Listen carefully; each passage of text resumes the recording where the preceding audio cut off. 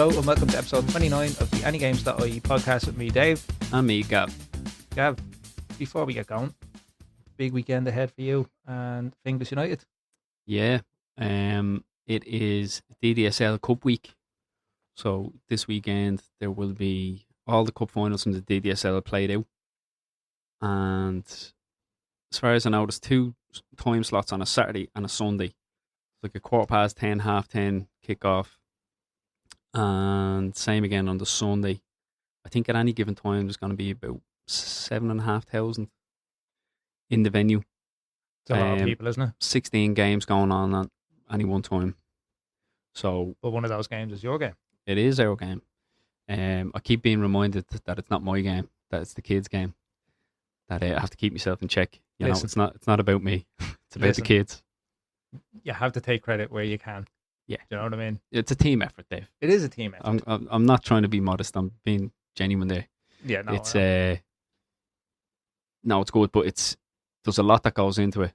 So anybody who any of the teams that were involved over the weekend had a representative on a Zoom call there on Sunday evening with the organisers, and they threw out some of the numbers, and you really get an idea of the scale of the event. Like you'll have, so they were saying that there's 50-something thousand kids registered with the DDSL, and of that, I think it's just over 2,000 will be involved in the cup final this weekend. It's a lot of people in one place, isn't it? Over the course of 2 days. Yeah. As I said, like 16 games going on at any one time. It's a ticketed event. It's kind of, if you've ever been out to the AUL, it's one way in, one way out down Stockhole Lane there. So it's going to be busy. It's going to be carnage. Yeah. There must be a big operation in place there for that over the weekend. Yeah, so I think the reason that they do it as well in two time sections is that the morning session has finished well in advance of the afternoon session beginning. So like the car parks cleared out, the volunteers on the day can kind of clear everything up and get everything organised for the next round of games. So it's it's a big task. Big task. So I'm looking forward to it. Yeah. Best of luck, and best of luck to everybody involved on the weekend. Like, you know. Yeah, I also we were informed, which I didn't know prior, is Lifestyle Sports are sponsoring the event. Oh, deadly! And as far as I know, they're going to be sponsoring the league itself going forward and offering all members of the DDSL 12.5% discount.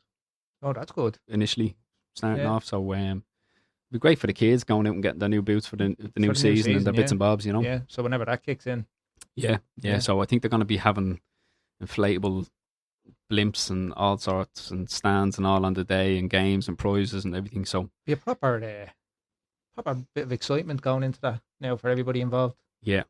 Now one of the organisers did come in with a few home truths. And he was saying, of all those numbers that are going to be attending over the weekend, he said, bear in mind, 50% of these are going to lose. I mean, everybody going into that Zoom call, you know, this is great, everything, all you know, high spirits, yeah, good. Yeah. Just so you know, 50% of you are fucked. Yeah. but he kind of, it was like good cop, bad cop, but he elaborated. He was both. He was both. He was saying that more so just to enjoy the experience, to understand that, you know, referees on the day will make mistakes, that regardless of the outcome, you know, enjoy the fact that you've made it to the occasion and that you've made it to a final. Enjoy the presentation afterwards, regardless of what side of the coin you're on. And just to, you know, keep everything in perspective, you know, especially like the majority of the games are going to be kids playing in them. Yeah. You know, not to be... I suppose the message from him, like he's saying that to use on that call, but I mean, that's for you to filter that down to the kids. Exactly. That's exactly what he said. It's like pass that on to parents, pass it on to your team themselves, the players themselves, just to enjoy the experience, and regardless of the outcome, enjoy it, and understand that there's a bigger picture rather than just as well as winning any or manager, losing. as well as any manager out there. The parents are probably some of the worst. So, well, this was another point he was making. Like, there's been times in previous cup final days where guards have been called, parents have been abusing officials and all sorts. So it's yeah. I think that the overall message is just to keep everything in good spirits and to make it a joyous occasion for everyone involved.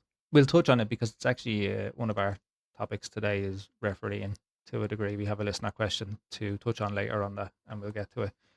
But the whole abusing the referees is just a no go, isn't it? Yeah, it's bad enough It's bad enough with referees.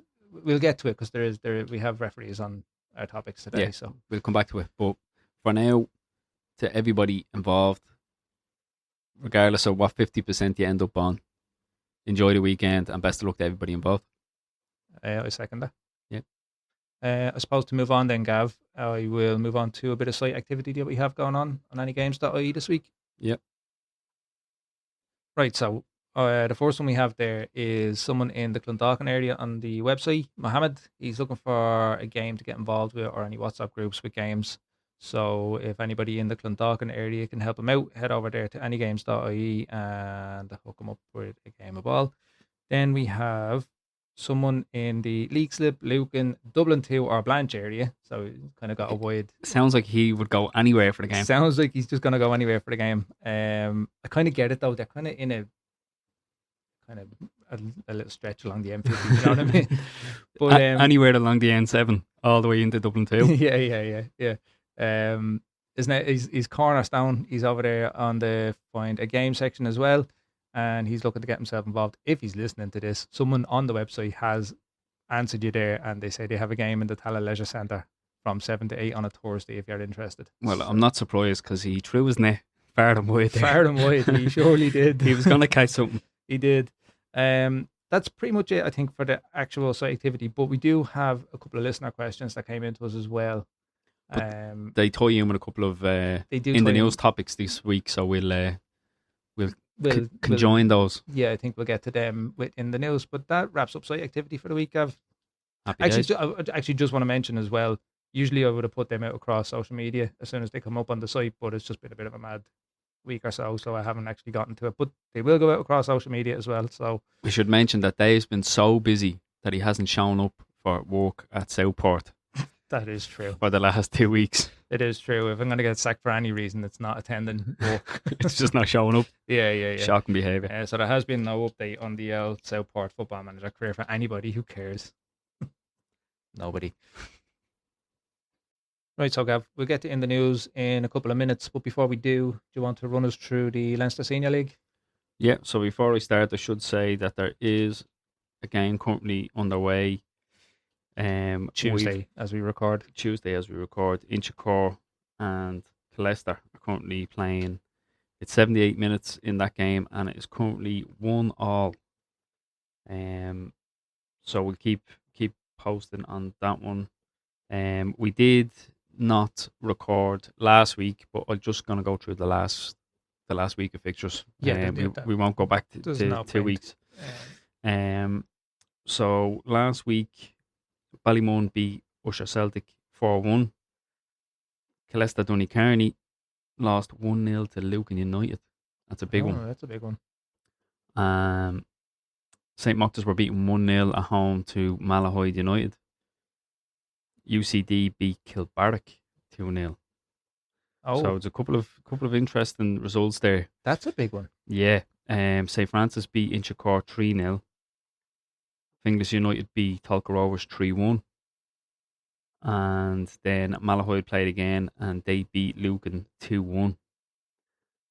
Wayside Celtic beat Ballymun United 5-1.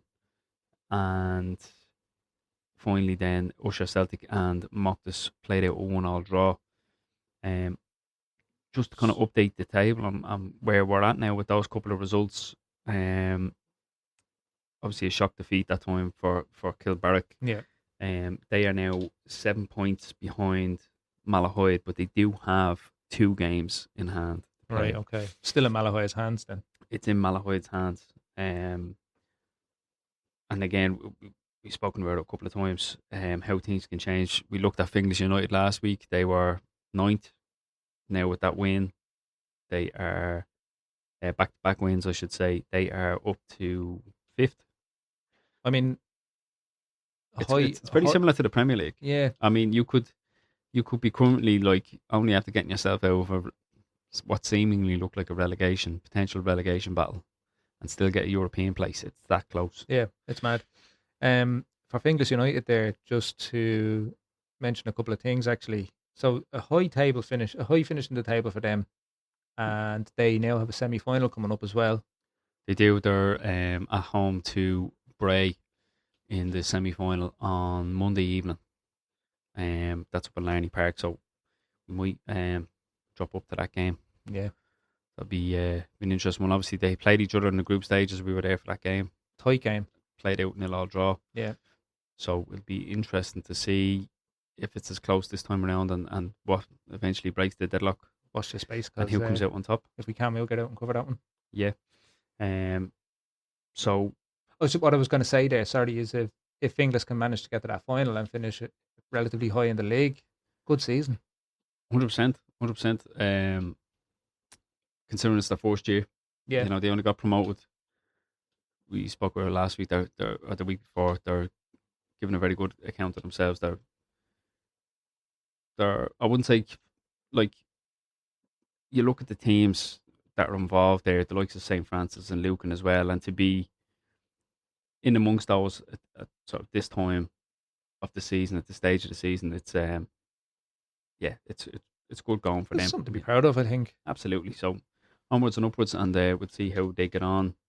There's a couple of games coming up this weekend. Bangor Celtic are at home to Usher Celtic. Kilbarrack play host to Finglas United. Ballymun play host to UCD. St. Francis away to Usher Celtic. Mocktus and Tolka Rovers. Wayside Celtic, Kilbarrack United. Bangor then are playing Ballymun, and Lucan United and Usher Celtic. So you're kind of ended this week into next week. That's a tricky fixture again for Kilbarrack off the back of a bad result as well, isn't it? Yeah, I mean every game's a must-win game now at this stage. As we said, like, it's in Malahide's hands at the moment, and you'd have to think any more drop points for Kilbarrack. Malahide is firm favourites then. Like. It's the mentality side of things, because although Kilbarrack still have 2 games in hand, it's points on the board. Points on the board, as they say. Yeah. So cliche, but it's true as well. Yeah, absolutely. So interesting times. It should be. It should make for a very good finish between those two. And as we said, a couple of teams in and amongst the middle that could change over the course of the last couple of game weeks. Yeah. Right, Gav, then to move on to the League of Ireland and to run through some of the results that happened this weekend. Starting with Drogheda United at home to Derry City. 1-0 win there for Drogheda United. Next game up then, Dundalk and Bows breaking their poor run of form. Yeah. 3-1 win. Yeah. Away to Dundalk. Take it. We take it.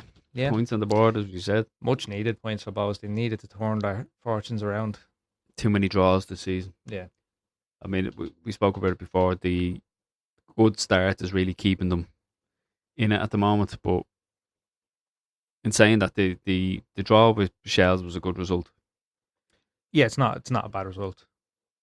So to go on to kick on from that and then get a win at Dundalk, away to Dundalk as well. It's not an easy fixture by any means. No.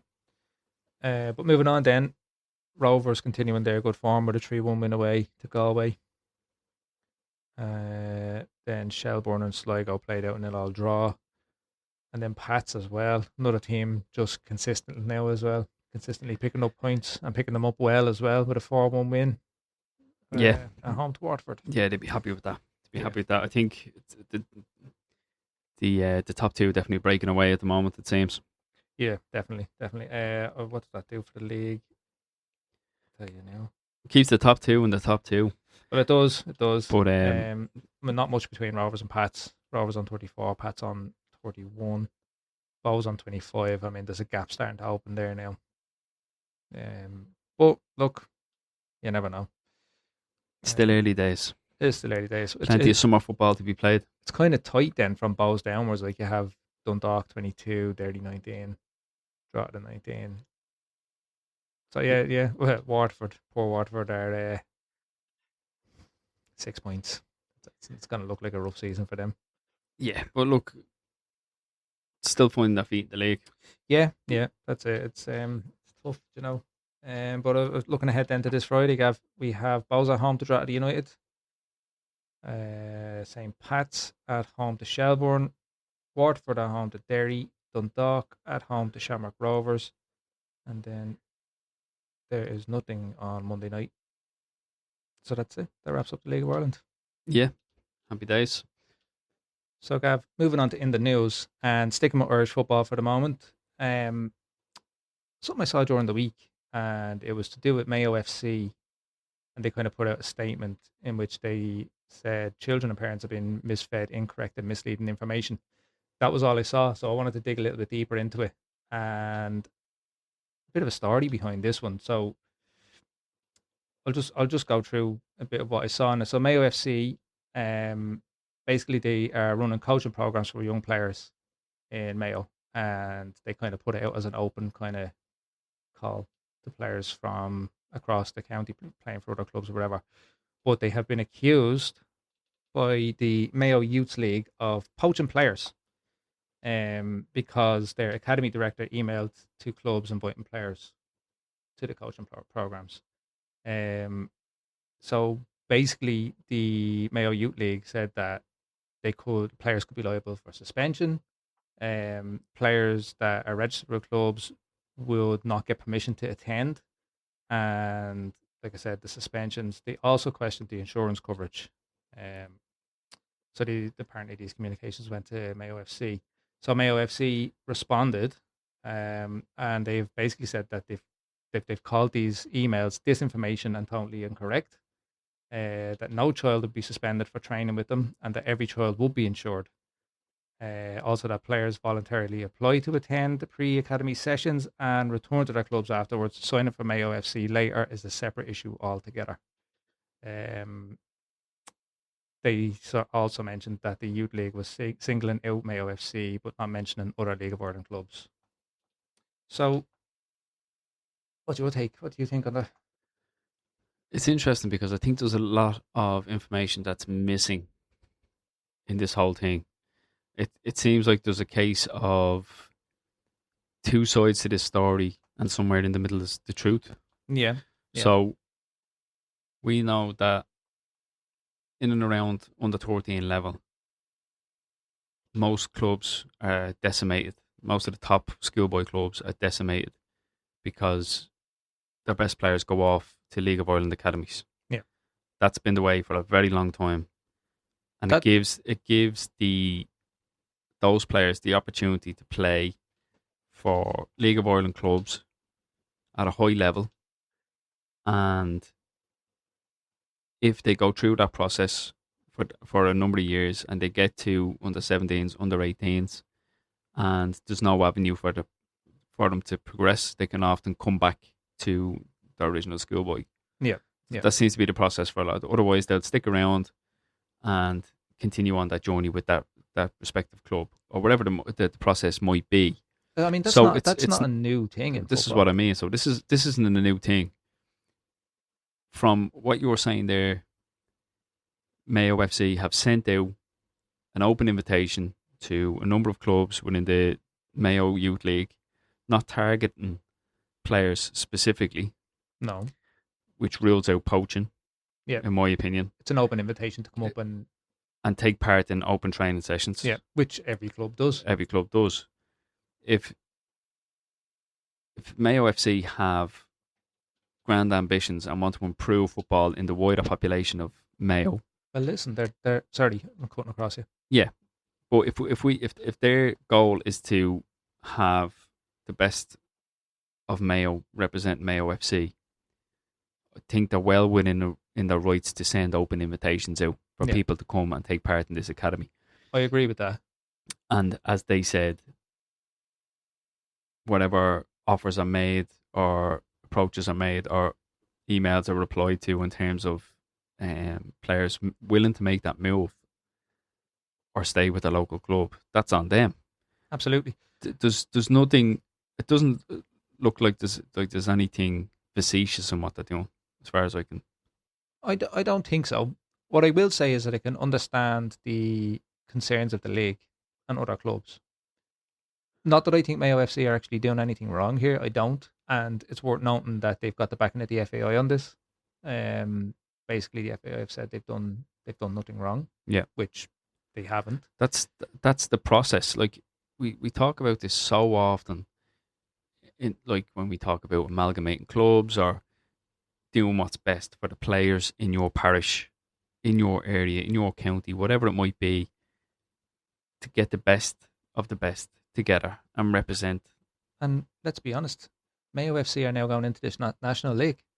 This is what I mean. So they're trying to build a club that's going to potentially one day be in the League of Ireland. Yeah, and look, it's never nice to lose players. You see it at every age group. Sometimes it's the players themselves feel like they can be playing at a higher level. They think they might get more opportunities at a different club. It's not necessarily that club has sent someone up and knocked on the front door and said, "Listen, will you come down and sign with us?" No, that's not what Mayo FC have done here. Sometimes you'll get parents on the flip side of that who'll go, "Mayo FC are making moves. I want my lad going up there." Yeah, listen. The club themselves can't actually stop players from attending this academy. They've come out very strong-handed and very defensive, it seems, the youth league have. And I reckon, without any knowledge here, but I would imagine, or maybe I think that they are responding to concerns raised to them from some of the clubs within the leagues.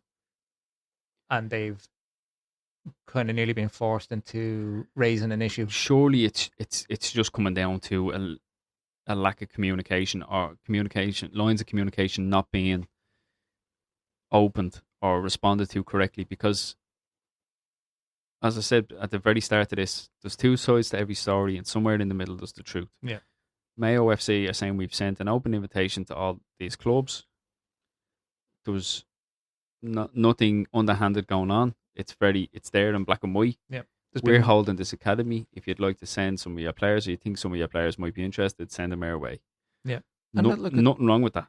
There's nothing wrong with it. And if the players go when they attend this, and like one of the sort of concerns raised by the Mayo Youth League was around insurance and stuff. Surely that's just an email back and forth going. That's a Mayo FC issue. Like, but they've addressed it. Yeah. But I'm saying the way the question was put to Mayo FC publicly, do you know what I mean? In such a public way and going, but like these kids aren't going to be insured. But hold on, you haven't asked us that yet.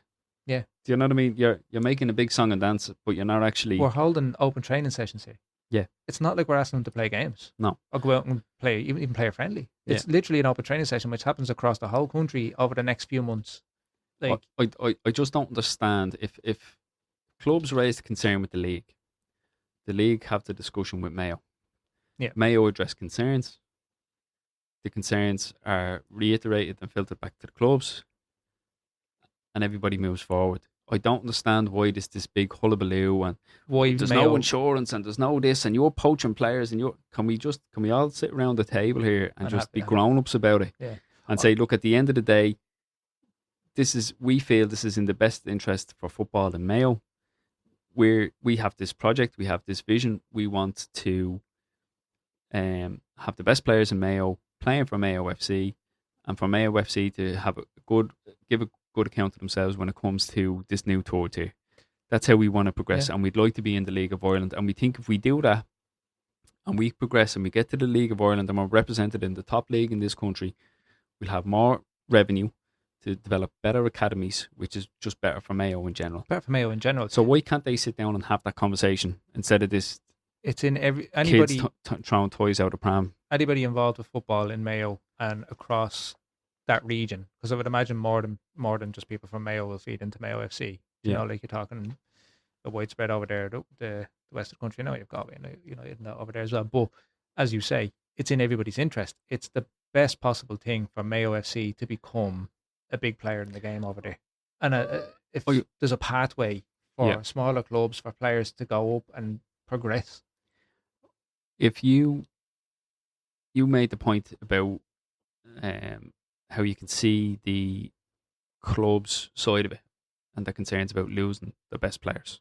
Okay, the league, like the smaller clubs. But the clubs are within the league, so they've obviously raised concerns with the league and said, "Look, they're poaching their players. We're going to lose players. Whatever." Now, that's speculation on my behalf. I don't know if that's the truth of it. But I'm just saying that's probably what's happened. Yeah. So you can see it from the perspective of the clubs losing players. Okay, you're going to lose players if players feel like that the club is not going to allow them the opportunity to progress in their career. 100%. So we had Gavin Pearce talk about that exact thing when we spoke to him. Exactly, right. So if you're seen to be going, no, you can't leave us, you can't go there, instead of going with the approach of, best of luck, I hope you do well, doors are always open here for you. Yeah. But if you can be seen, if word gets around, right, so let's say you're Finglas United and 3 lads off 18 Premier are after getting a run out for Drogheda United. Yeah. Right? People are going to go, if we get down to Finglas, that's a pathway. There's a pathway there to the League of Ireland. Yeah, exactly. You look at Kevin's and the connections with Bows, or the connections with any of the connections with Shells, whatever these clubs might have. Those connections are what attract players as well. You have 100%. To remember that. So you can't be naive to think that these players are going to stick around at your club for the entirety of their career and never test themselves at a higher level. And that's no disrespect to any individual club, but there's levels to this game. And if you have a League of Ireland academy, or your vision is to get a League of Ireland academy, if you're coming in now at the 3rd tier and you have this massive project and you're sending open invitations to the wider Mayo community to get the best talent out of Mayo and represented on the biggest stage in Ireland, that can only be a positive thing. But the communication has to be better. I reckon that's what it is. People can't be going, oh, these are coming in now, the big juggernauts, and they're going to ruin it for everybody and blah, blah. No, hold on. They're absolutely not. No, take the blinkers off for a second. Football is the winner here. Yeah. Do you know what I mean? If everybody's walking off the same hymn sheet, it's good for football. It's good for Mayo. And there's another perspective on it as well, in terms of, you speak about letting players go and test themselves at higher levels and stuff like that. What will happen there is, I'm managing the club in Mayo, and I know my player is too good for the club, and he's going to move on. He's going to move up to Mayo FC.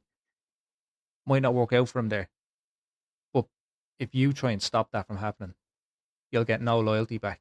Whereas if it doesn't work out for him at Mayo FC, you'd be like, I'll go back to wherever it is. Yeah. I say, I'll go back there. They were good to me there. I'll go back. I like that club. But if you stand in their way, they're going to say, fuck that, I'm not going back there. Yeah. They tried to block this on me. Yeah. So, that's what I mean. They'll be loyal to you as long as you show their best interest at heart. Yeah. If you're going now and going, nobody's leaving this club, you're going to stay here now, and I'm not letting you go over there to these new boys in town, and they think they're going to take all the best players, and that's not fair, and whatever else. So keep producing these top players. Yeah. Keep getting them to the League of Ireland. Add in a sell-on clause. Yeah, generate more revenue back into your club. Yeah. If that player goes from the League of Ireland and ends up over in the Premier League, you have a sign-on bonus like Queevy and Kelleher with his local team in Cork. Like, you know what I mean? That's the pinnacle of that kind of story, isn't it? Like that's. But that could happen. But if somebody who used to play for a local team in Cork or a local team in Mayo ends up playing in the Premier League, you're going to be pushing kids away. Yeah, do you know what I mean? You're not going to have the facilities to host all these kids, because they're all going to go, oh, such and such used to play here. Queeve and Kelleher used to play here. I want to play for this club.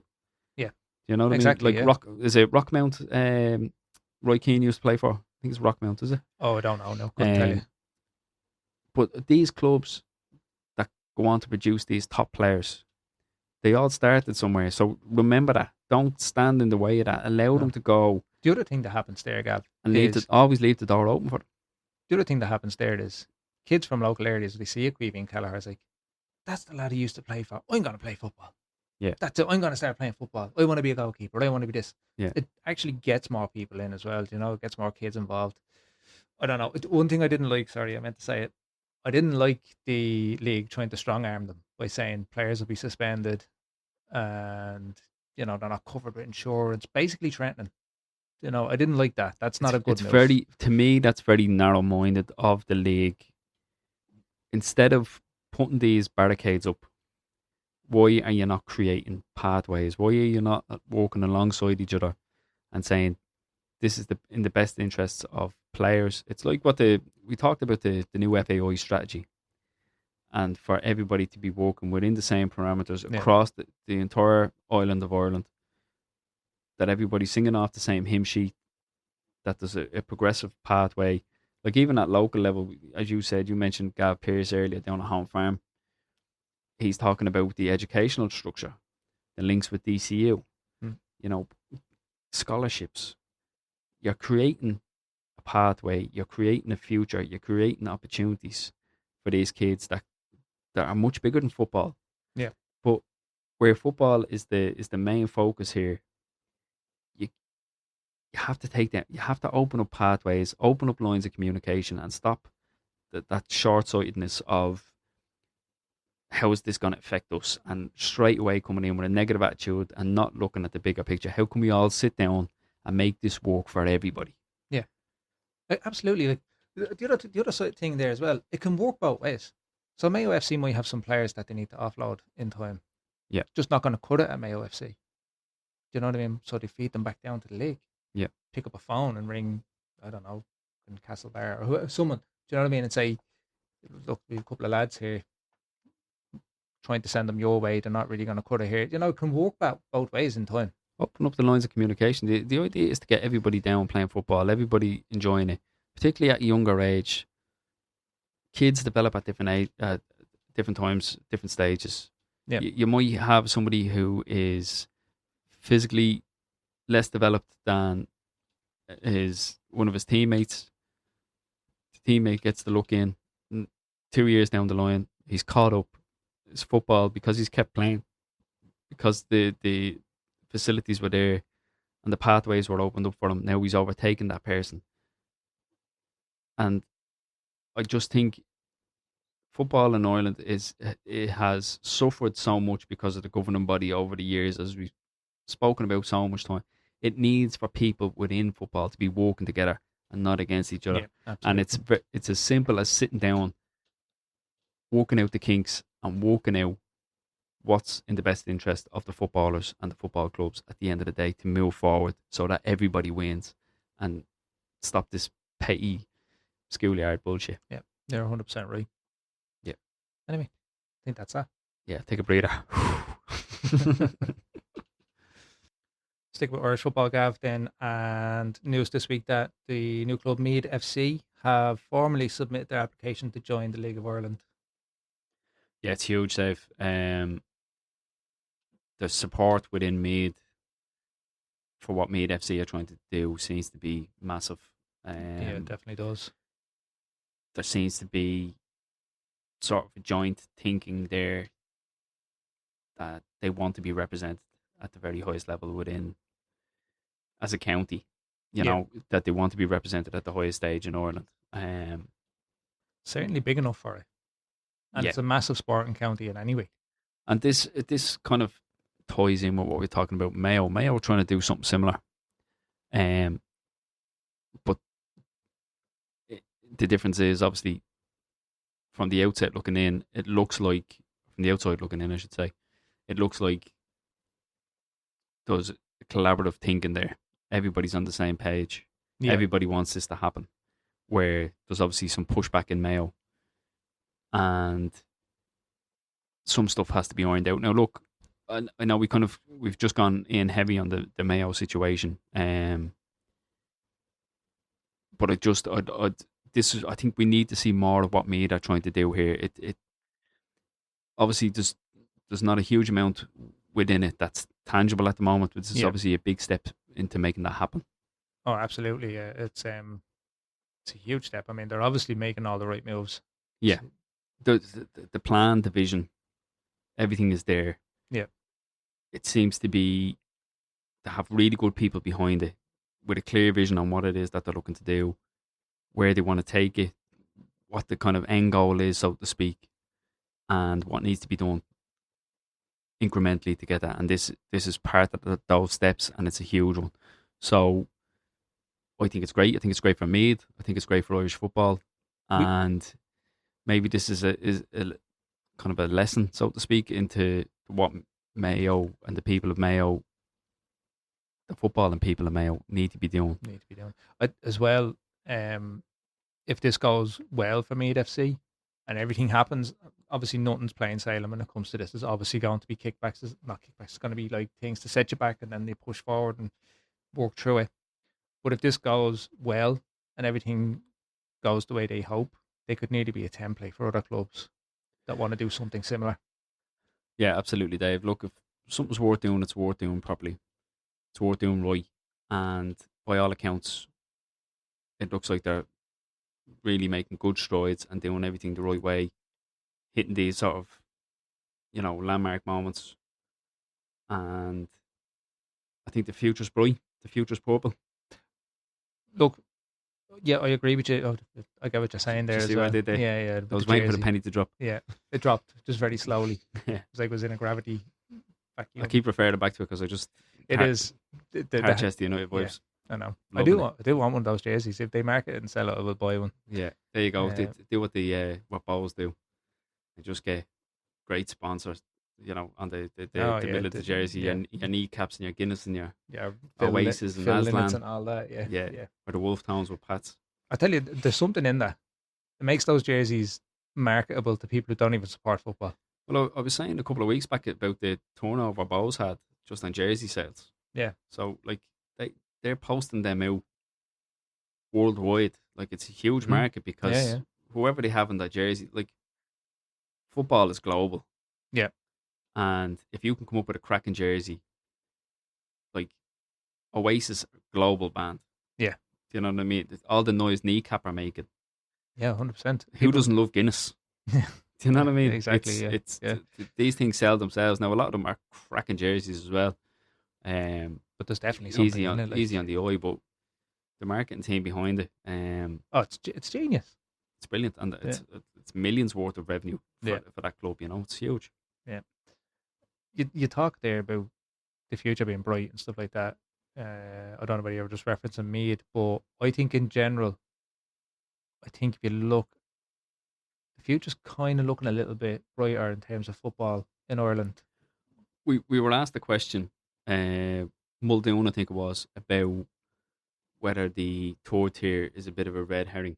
Yeah, The more soundings like this that are coming out with the likes of Meath FC, and it's the carrot on the stick. We keep talking about it, yeah, and the carrot on the stick is getting to the pinnacle of Irish football and growing these clubs and having counties, not just local clubs or yeah, yeah, communities, but counties represented for the first time. yeah, Or like again, I keep referring back to Gavin Pearson Home Farm. Home Farm have been around for over a century. Like yeah, as far as I know, like they're going around donkey's years. Like, and they've always been a top schoolboy team, and for them to be represented in one of the top tiers and maybe beyond is a sensational achievement, and it's brilliant. it's a sensational target to have as a club. And then we talked about the investment and what it takes initially for these clubs to run every year is 100,000 or whatever. But the fact that we've already got 14, 15 clubs now with that investment Yeah, that's going to need. And we talked about how stringent the application process might be. So obviously they're being looked at, and the investment is concrete as well. So as the weeks go on and we're hearing more and more stories break through, and we're hearing what it takes for these clubs and these clubs' visions, and they're kind of putting out these statements and stuff, it fills me with hope and enthusiasm for Irish football going forward, because it's not just it's not just top heavy. It's not just all these new investors coming in from the UAE or from Saudi or from Russia or whatever. And No, there's a foundation being built. It's starting from the bottom. Yeah. Do you know what I mean? It's coming, as you said, the foundation is coming now. There's a third tier, and it's like it's just putting in, laying the groundwork, and it's boosting everything above it. Yeah, yeah, absolutely. That's exactly it, isn't it? And as we talk about pathways all the time, if these third tiers are coming in, and that's another avenue for young players to explore, it's the next step from the local club, or it's, Yeah. It might be, they might already be in a top academy and then have the opportunity to go down and play and get more game time. Yeah, exactly. At the likes of a Mayo FC or Kerry FC, or see different parts of the country, gain new experiences, play with different types of players, managers, different styles. Mm-hmm. Yeah. To me, I could be, up in the clouds a bit with this one and getting carried away, but why not? Like that should ultimately be the vision for all of this. Absolutely. It's great. Like, even because Muldoon also put the question to us, like, who would we like to see, make up the numbers in the rest of the tour tier? And we don't know a huge amount of clubs outside of kind of Dublin and Leinster. Maybe the likes of Kildare, we'd know, Meath, some of the top clubs we'd know, but outside of that, no. But even for the clubs that we do know, and the number of clubs, to see them make that progression now, yeah, and to see that they have that ambition and can push on, it gives you hope for other local clubs, well-known clubs, to some of the Leinster senior clubs. We already know Lucan's involved. We already know St. Francis is involved. Why not a Finglas United in time? Do you know, that's a club that just seems to be growing as well. The Finglas or the Ballymun, or a Wayside Celtic. Like, there's so many. There's just so many, which, in time, God knows when, but you could see a fourth tier. Yeah, but why that's not? like, if this goes well, you could, in theory, just have that development and have a tiered system as dense as the English top flight. Yeah, why not? Why not? Look, that's what we all hope for, isn't it? Yeah, one step at a time. But from what I can see, from what we've been looking at, from what we've discussed over the last couple of weeks, it's heading in the right direction. Yep. So we'll sort of know come August, September, and into the new year, what exactly that looks like. Especially with the kick-off of the league as well, which I can't wait to actually see that start now. Yeah. See how it all looks. Anyway, moving on then, Gav, and again, sticking within the realms of Irish football, we will touch on our first listener question that we got. Go ahead. Comes from, on our last episode, actually comes from the YouTube comments, and it is from B Irish, which is B_Irish over there on YouTube. He says, it's a question on the standard of refereeing in the DDSL. Girls section is shocking, lads. If you could discuss this. So, well, I suppose we're not in the best position to discuss the girls' side of things, because I had a daughter playing it for one season. Yeah, but she wasn't really interested in the football, so she kind of binned that off. But you are within the DDSL. Yes. Managing the boys' team. Yes. There's a couple of things. The refereeing issue is a tricky one, because there's a huge sort of cry out for more referees. Can I give you a stat on that? Yeah. That I looked up earlier. The DDSL is currently facing a deficit of approximately 175 to 190 referees needed to cover its 1,200 weekly fixtures. Yeah. So, yeah, looking at near 200 referees are still required. Yeah. There's a couple of programs in place for junior referees. So you might have a 13-year-old refereeing under nines or under tens, this sort of thing. There's incentives there. There's obviously a small fee that they pick up as well for their service and stuff like that. Yeah. But to be down that many referees, like the alternative is, because I've done it as well, like over the last couple of years where we've had non-competitive games just because we were um, sort of coming up through the ages, and there was this, the non-competitive games, so the requirement for a referee isn't always there. Not always there. Yeah. But You touched on that before. Those games are a disaster. Because although you say it's non-competitive, like you're still like if you put your hand up and say, right, I'll ref the first half, you ref the second half. Yeah. If it's a tight game or you have to give a pen now or something, you're still going to get grief. And a big part of the lack of referees is the grief that comes with it. Yeah. You get it at all levels. We mentioned it earlier on this. Yeah. Talking about referees getting abuse and parents and whatever on the sideline. Like the fact that we took part in that Zoom call on Sunday evening, and the majority of it was us being forewarned not to to put everything in context and not be having goals at referees. Yeah. So, but we've all seen stuff on the sidelines with referees, and sometimes the standard refereeing can be shocking, right? Yeah. And like that's just a fact. But, yeah. I mean, the standard refereeing can be shocking in the Premier League. Yeah. Do you know what I mean? You're talking about volunteers. No, not to get paid for it. Yeah. No, but they do volunteer. I mean, I've seen things. I've seen people. I've literally, true story, seen someone take that boot off and chase the referee with it to whack him with it. Do you know what I mean? And it's not funny, but this is what you're dealing with. Yeah. So there's a couple of issues right now. I don't know what league, what level, what age group Be Irish is referring to. I'd love a bit more, actually, if Be Irish is listening, if you can get back in touch with us. Yeah. And if you could share some stories that you've seen just in terms of the standard of refereeing and stuff like that. Do agree with you that the standard of refereeing can be shocking at times, but I do believe that there is reasons for that. Definitely referee shortages. I think referee shortages is the main one. Now, there's free courses. The FAI run free referee courses. Okay. But the fact that it's free and that you get a small monetary fee for reffing a game isn't enough to incentivize people, I don't think, to be referees, because I mean they themselves are players. Yeah. A lot of the time at junior level. I mean, nobody grows up that I know of wanting to be a referee. No, it's kind of like a way of staying in the game, isn't it? It's a way of staying in the game a lot of the time.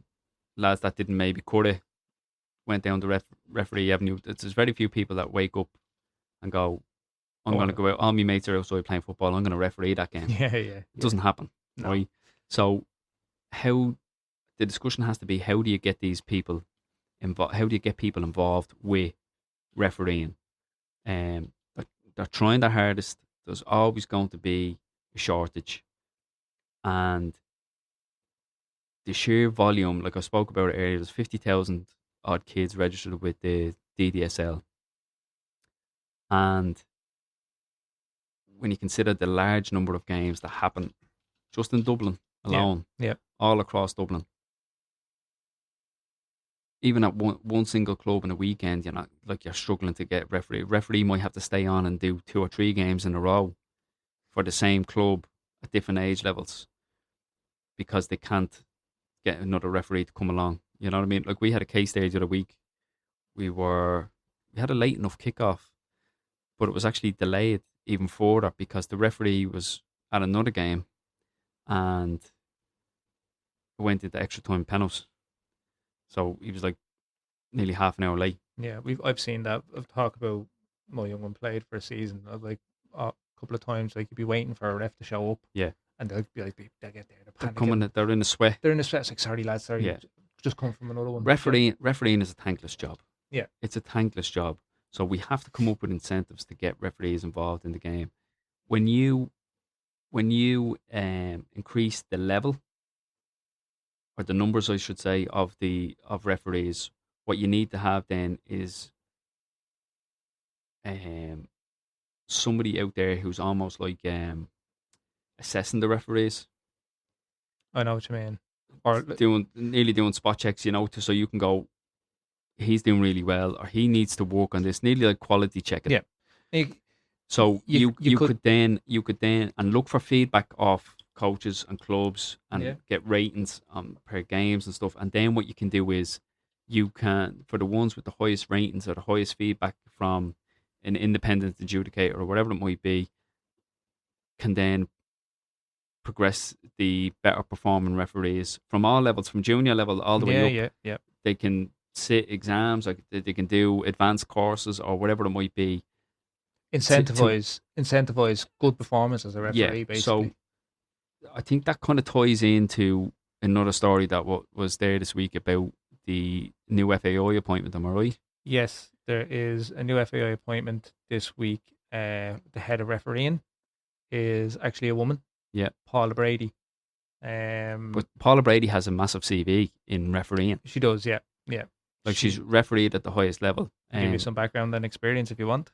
You can, and I know because I've read this article. I know there's multiple degrees in there as well in terms of business and people development, all that sort of stuff. Like the CV is lengthy. Like manager of financial services as well. Like she's a businesswoman on top of being an experienced referee. Like she was a referee. Yeah. And then she's held a few roles like referee, instructor, and talent coach, observer on the national referee panel, national referee committee member, international and high performance committee member, and FAI disciplinary panel member. Yeah. So a lot of experience there. Yeah. Sounds like a good appointment. It does, but I think I do think what needs to happen is there has to be that initial incentive and drive to get more referees involved. I've seen, because I have an account with the FAI, I'm constantly receiving emails for free refereeing courses, all this sort of stuff. But that's just getting people in the door. I think they have to actually show that there's a development program for the referees to get them to the highest level. Like I'm talking advertisement campaign where you're potentially refereeing a Champions League game. Like, like if they could take a young lad and I know what you're saying. They get him in at 12, 13 and he's refereeing. Nearly like showing the football boots ad, where it's the young lad buys his first pair of boots, grows up, and then he's scoring a goal in the Champions League final. That sort of thing. Exactly. Yeah. Right. So you really have to sell it. There has to be a sales pitch. Yeah. But there has to be a backbone in the structure of it, where there's getting you in the door. Then there's an assessment of where you're at. There's advanced courses available, and there's a clear path. I keep going back. It's like the buzzword of today is pathway, but to actually say, well, look, here's the incentive. We can get you all your refereeing badges and licenses, and we can take you to the very top, and we can start you off non-competitive under eights and take you all the way up to 18's Premier, to Leinster Senior League, to the League of Ireland, and then on the European stage. Yeah. Who knows where then? Yeah. Do you know what I mean? There has to be, that's your selling point. You're nearly showing them straight away what the end of the journey, what the peak of the journey looks like. What's refereeing? Is there professional referees in Ireland? Like, does the League of Ireland have professional referees? Or are they all? No, they are professional. Yeah. Are they? Yeah. I didn't know. I didn't know that. Yeah. Now, they're professional in terms of they're considered professional referees because it's a professional league. Yeah. They have to be at a certain standard. Now, I don't know the particulars of the ins and outs, whether they qualify for doing anything outside of the League of Ireland in terms of European. I don't know what the level or the requirement is. I know when you get to that sort of stage, you have to have done X amount of games to get to the next level. You've had to referee at a certain level for X amount of games to get to the next level, and so on. And that's the kind of progression I'm talking about. That's what the governing body needs, like the likes of the FAI, need to look at and go, if we can get referees in the door, we can get more numbers in, if we can take them through the ranks, evaluate everything they're doing, continually train them, continually advance their training and get them to a higher level, the number of referees will increase, but also the quality of the refereeing will increase. Yeah. So that's what the most important thing is. But as I said, it's not most people who love football's dream job. No, as you said, Very few kids wake up and go, I'd love to be a referee. a lot of the time it's people who've come from the game, as you said. Yeah. Yeah. And but I think it's great that they start off at junior level and get them in at junior level, because it's a bit of pocket money. Yeah. And it's pocket money for something that they could potentially enjoy. They're around football. But there's a couple of things have to happen there. They can't be getting abused on the sideline. No. I think a lot of them need support, as in, like, I remember doing it for GAA when I was 13 and going out and refereeing, and like 2 kids are fighting and they're only about 2 or 3 years younger than me, but I'm breaking it up, and like, Then one of them calls you a name, and then you're but you have the realization that you're a child yourself. Yeah. Stopping 2 kids from fighting. Yeah. But there's 2 grown men on either side of the sideline. Yeah, and yeah. They're only out for themselves and their team. They're not there to protect me. I don't mean it in a physical sense, like, No, but I mean they're not putting their arm around me and going, here, ref, I'll just take him off, or I'll just don't be worried about him. Do you know that's what I mean? not happening. You just get on with the game. I'm still responsible for making sure that the conduct is proper on the pitch. Do you know what I mean? So I think that at junior level the support needs to be there, but I think they need to be presenting the full journey of a referee and showing the potential to incentivize people to get involved. So I don't know whether Be Irish, wanted us to elaborate or say that the quality of refereeing is poor. It very well can be, and I've seen it myself, and I've had disagreements only last week with a referee, because in his mind he was letting the game flow and letting the game run and trying not to blow the whistle every 2 minutes. But for me, the opposition were tackling with their hands and doing a lot of pushing and not even looking at the ball and pushing lads off the ball and stuff. And it was kind of happening, and it kind of, for me, it just boiled over. And I had words with the referee. Not proud of it. I don't advocate for it whatsoever. But I just think now look at me and the referee had a chat at the end of the game. It was very amicable. Like, there was no roaring and shouting. Like, I didn't get sent off or anything. But the standard overall is never going to be great when the volume isn't there and the infrastructure isn't there to improve that. I'll give you a story. And to do any further training. I'll give you a story there about one of the worst things I've seen. Or, well, I consider it to be one of the worst things I've seen from a ref. And this goes back to when my young one was playing. And they were a new team. They were literally, scraping 11, 12 girls together every week to get a team out. And one Sunday they were out playing their game, and I forget what team they were playing against now, but they basically had like nearly 22 people on the sideline. Yeah. And the ref was allowing them to roll their subs on and off every 10 minutes against 12 girls. Yeah. I was fucking losing it myself. Like, 2 coaches managing the team weren't too happy with it either, trying to have a word, but the referee continued to allow it. I'm like, where's the fucking common sense from that ref? See, that's the other thing, and it's just going back to Be Irish's comment as well. I think particularly the girl side of the game needs as much encouragement and incentive and support as possible. And it can be very disheartening when a decision goes against you and it might cost you the game. And you're trying to keep, like, if that happens for 2 or 3 games in a row, let's say, you're trying to keep girls involved. A lot of the time clubs are struggling for numbers. It's just a fact. You don't get the numbers you get with the boys more often than not.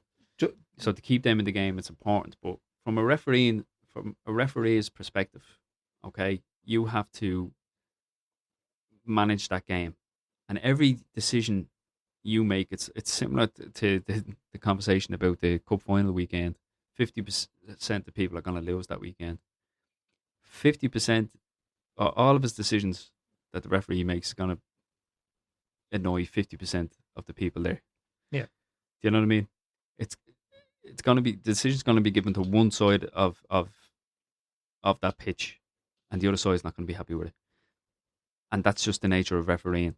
So it's a thankless job at the best of times, and we have to find a way to dress it up, put a bow on it, Yeah, I know what you're saying. and really like encourage people to get involved and show them where they could take it. It's not just a thing you do for a couple of weeks a year to get a bit of pocket money, you know, to go out with your mates. It's a potential career. It's a you know, possibilities are endless. Yeah. You know, there needs to be a big drive. They need to be doing more than what they're doing to get the numbers first of all, and then with the numbers, really double down on it and get the quality then. Get the quality, bring the quality up.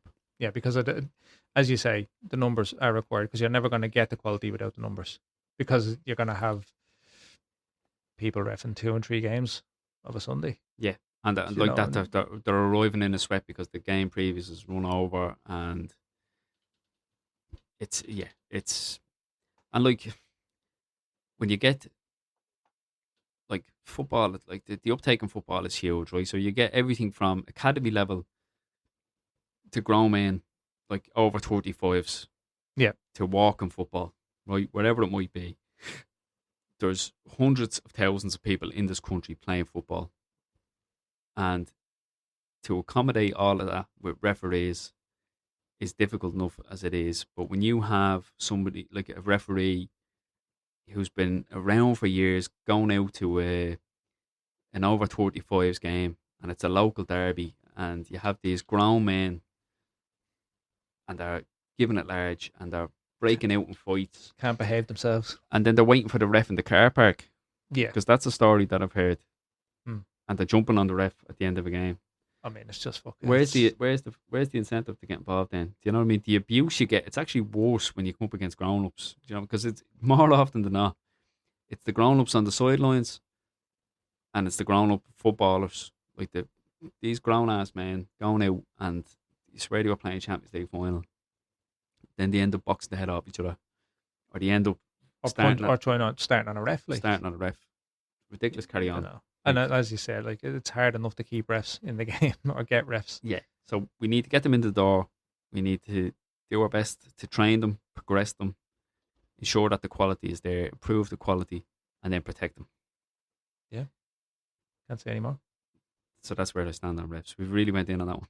So thanks to Be Irish for your question. Yeah. I think we got about 20 minutes out of that. I'm on a roll tonight between this and Mayo. Can't shut me up. I know. I like Mayo on a roll. Hey. So moving on, Gav. We have another listener question. Comes to us from TikTok this time, and it's our friend Muldoon back again this week. Back again.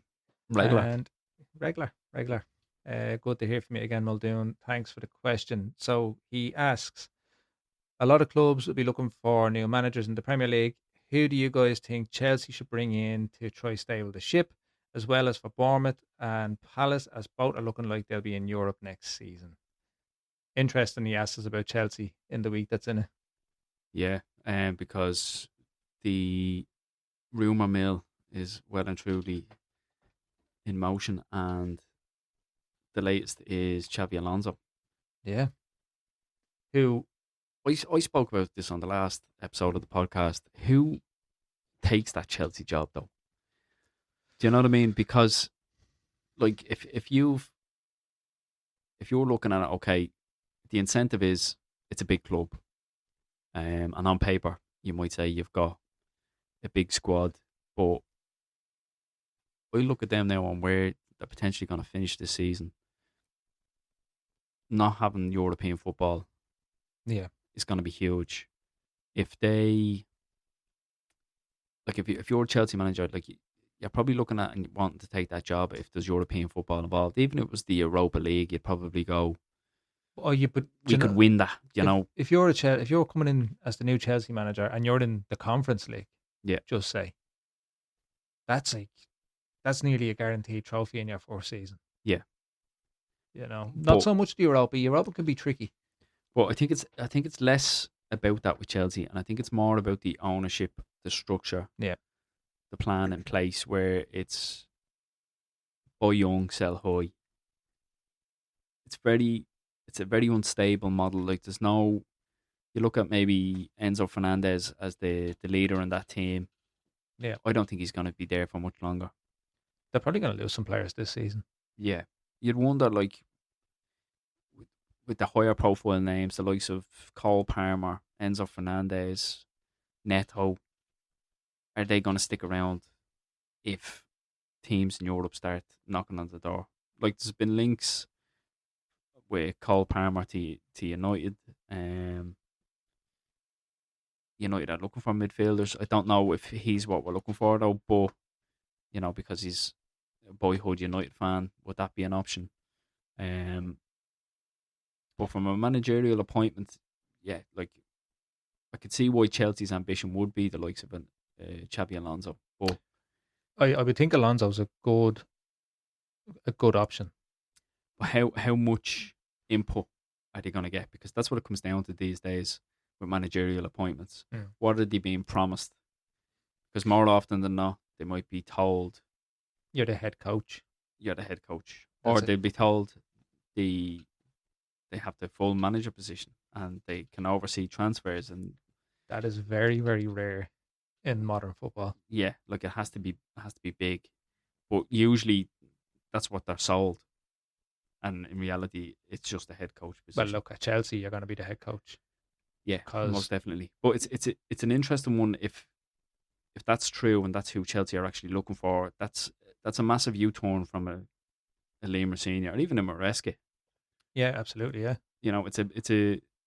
Like you're going out there trying to get There's one of the biggest names. there's a profile now. People want him. Yeah, I'd there was imagine there's many Liverpool fans listening right now who would love to see the back of Arne Slot and bring in Alonso. I mean, that's the fairy tale, isn't it? Really, for a Liverpool fan, yeah, yeah. Alonso They'd comes probably in, take wins the league next year. yeah they'd probably take Steven Gerrard over Aaron Slot. I Some heard of them I someone would say. speaking about Steven Gerrard this week. I think it was Gary Lineker's podcast, The Rest is Football. I think they were talking about Gerrard on that, saying like how he seems to have not wanted to step back into it since having one bad experience. Like, See, I often think like the English football community, let's say the wider community, they don't support their own in managerial positions. no, I agree with that. Like they've often gone foreign with obviously they've had Gareth Southgate in the last couple of years. Well, a lot of people weren't happy with him for the majority of it. Even Mm. though we got them probably the most success they've had. I know they've no trophies to show for it, but in terms of getting to finals and how they're performing, how teams are gelling, He's been the most successful manager they've had in 2 decades, yeah, maybe more. I don't know. considering how far they've gotten in recent tournaments with one single notable striker. Yeah. Do you know what I mean? But Well, in general, like they seem to go in very heavy on them. but to be honest, it comes down to the English media as well, though. This is what I mean. Yeah. But I think that the I thought you were fan, talking about the fan base. Sorry. no, but I do. I think they go hand in hand a lot of the time because a lot of the fans will buy into the narrative the media creates. So they'll say somebody might throw out Wayne Rooney in trouble at Derby or Wayne Rooney in trouble at Plymouth, whatever it might be, and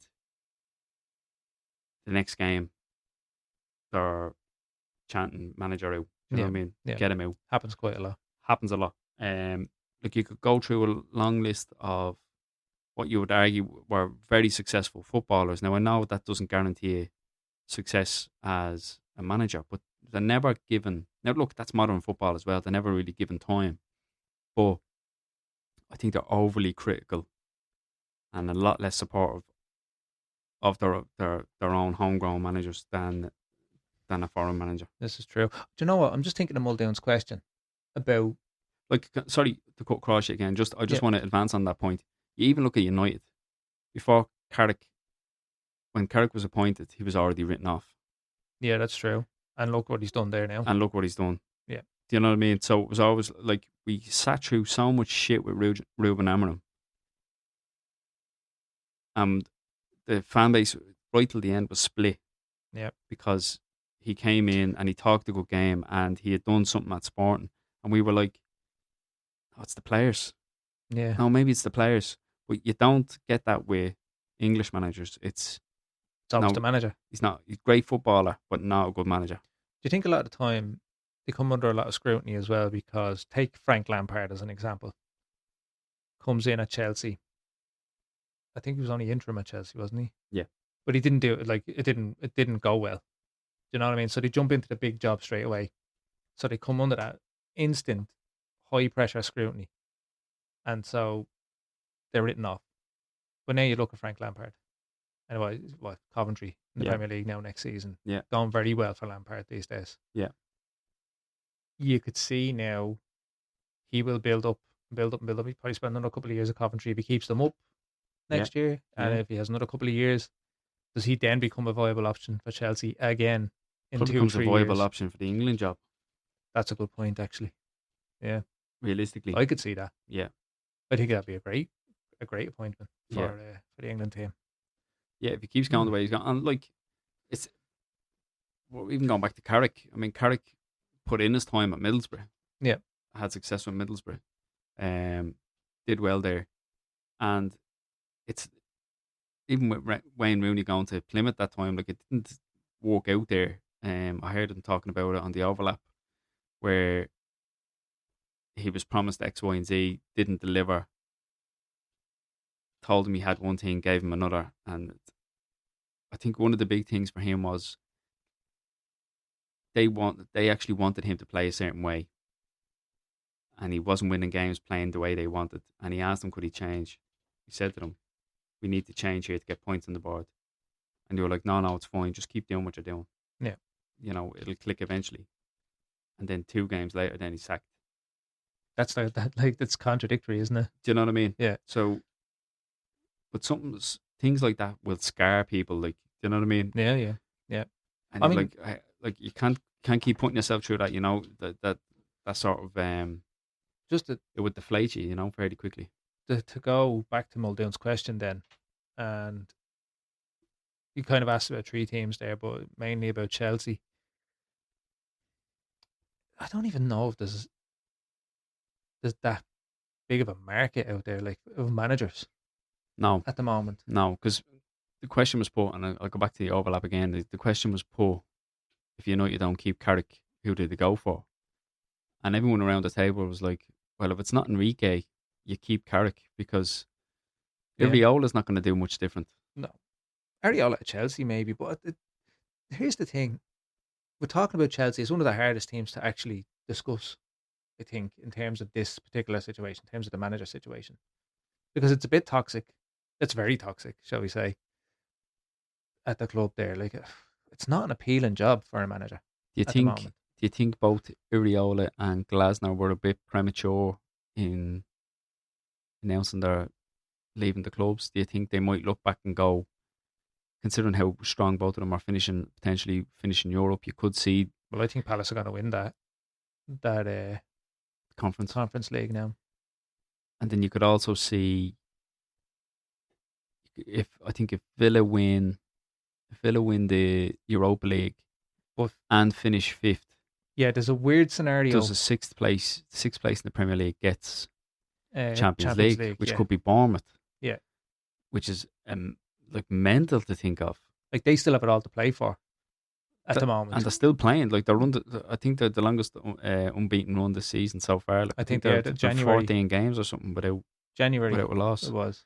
And Iriola is going to be putting himself possibly on the market. Like, he's, in front of the media, he's saying he has no plans. But would you be kind of going, oh, I should have stuck around and, Brought Bournemouth to the Champions League. yeah. You're a club legend. You'll have to getting them there. Like, enjoy the show. Yeah. I don't know. Yeah. We spoke about Ariola. Imagine Bournemouth playing Barcelona at the new camp, or Real Madrid in the Bernabeu. Like Unbelievable. that's You speak about managers, actually. Jose Mourinho favourite to go in there into into Madrid. Madrid. That's an Interestingly, interesting one. And yeah, actually, speaking about Madrid and Barcelona, um, Barcelona won La Liga. they did They actually. Yeah, beat Real Madrid last night 2-0 in the, was it last night? Sunday night. Sunday night, was it? Sunday. Sunday night. Forget me days. And Marcus Rashford there as well, Yeah, scoring a free kick, scoring free kick. Yeah, opening the scoring there. So he's gone over there on loan and won La Liga. and Barcelona needed to win that league this year. Yeah. Like that's a club that probably are still financially not sound. You know, Yeah, there's sorry, I'm just thinking there. Vincent Company, yeah. Chelsea. Why is he leaving Bayern? No, he's not. But they could offer him enough money, he'd go. I'd imagine.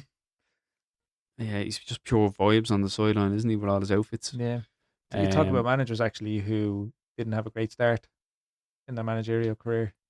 It didn't work out really for him at he was a, Burnley. but he was a very strange one because he was in a Burnley side and managed a Burnley side that came up and played their way regardless. And I wouldn't even say they went down swinging. Like they never changed their approach. There No, was no attempt to survive even when it was clearly not working. working. You know, And off the back of that, you got the Bayern job, which was it's such a bizarre. still Maybe now like look at they got to a Champions League semi final. Didn't give a great account of themselves over the two legs. The scoreline suggested it was closer than it was. yeah, Um, but yeah, I don't know. I don't know. It's an interesting one. it's an interesting one. I don't Speaking of know. Champions League, Dave, we haven't spoke about the fact that Arsenal are in the final. No, we haven't. We've had a lot to discuss on this episode. I think because we didn't record last week as well. We had a We'll come back to it bit because to do. We'll get back to we'll Arsenal. finish Muldoon's question. Yeah, to be honest, I don't know how to answer his question because I don't, first of all, know who's really out there. I think Alonso probably will get it now at this point. Bournemouth already have a manager lined up, don't they? Do they? They announced that. Can't remember his name off the top of my head, but they have that already in place for when Iriola finishes up. I don't know if Palace have somebody, but Not that I'm aware of. Michael Carrick, if he doesn't get the United job full time. maybe so. Maybe so. There isn't a huge, as you said, there's not. The pool of managers is not big at the moment. No, it's not. I think wherever appointments start happening will have a knock on effect. Yeah, yeah. Sean Dyche is free, isn't he? Yeah, he's not going to get a club, any of those clubs No, mentioned. I don't think you're. I don't think so. He's very much a Hi- manager too. His shot was at Forest and it didn't work out. Yeah. I wonder if West Ham went down, would Nuno be on the market? Mm. I could see Nuno at Palace. Yeah, I could. I would imagine West Ham would want to keep Nuno They because they would, but he would get them back up but what's in a stopping season. Palace buying him out? Yeah, it's all about what he would want to do. If Palace came in for him, he would. Do you know what we didn't mention either? Was Scott Parker leaving? Yeah, That was a strange one. yeah. Maybe he's lined up to go into one of them. Maybe so, but I thought that was very strange because he always came out spoke about how positive they were. Why Mm. not just finish to the end of the season?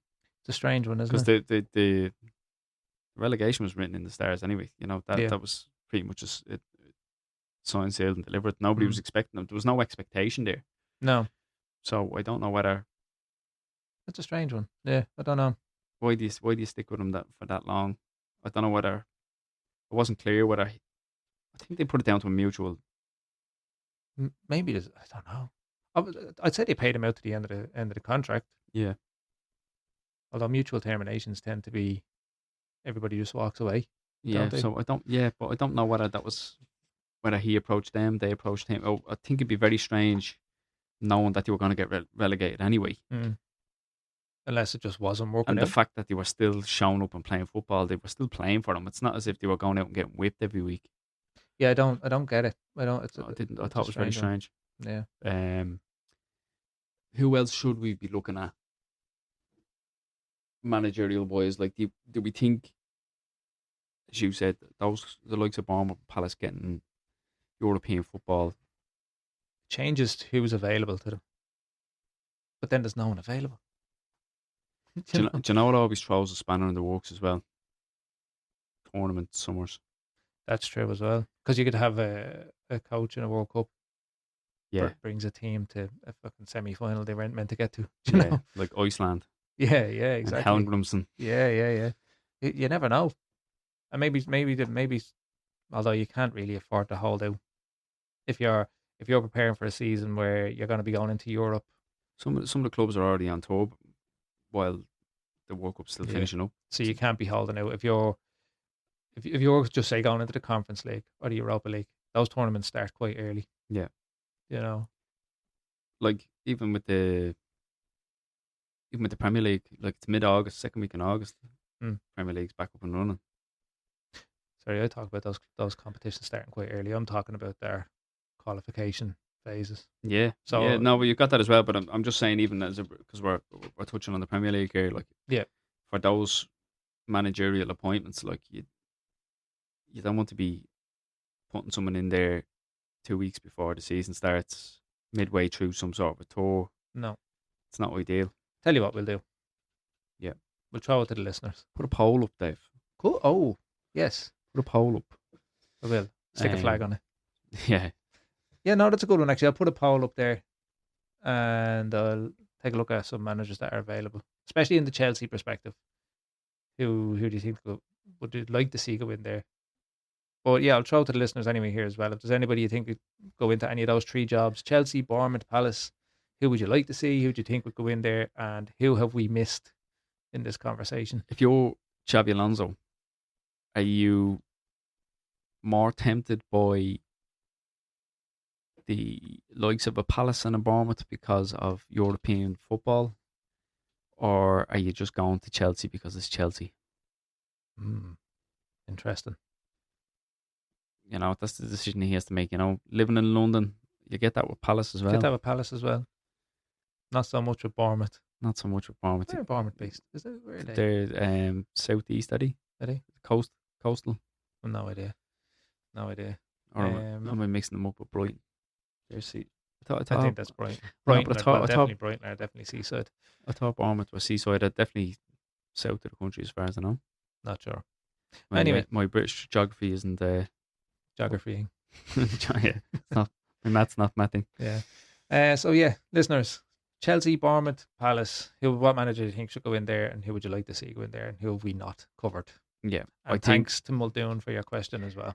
Yeah, I think just to finish off, I think a lot of those clubs that we mentioned would be wise to get things done before the World Cup starts.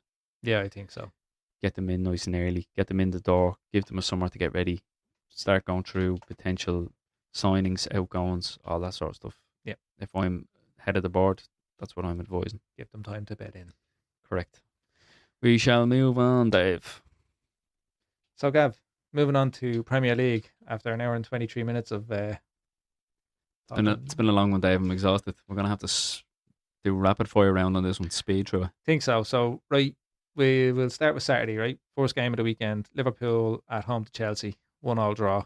Didn't see this one, so I can't really comment too much. No. Did see, not much to comment on. I think if ever there was a draw, it would have been that one. Yeah. Probably would have been what I called if we were looking at that game last week.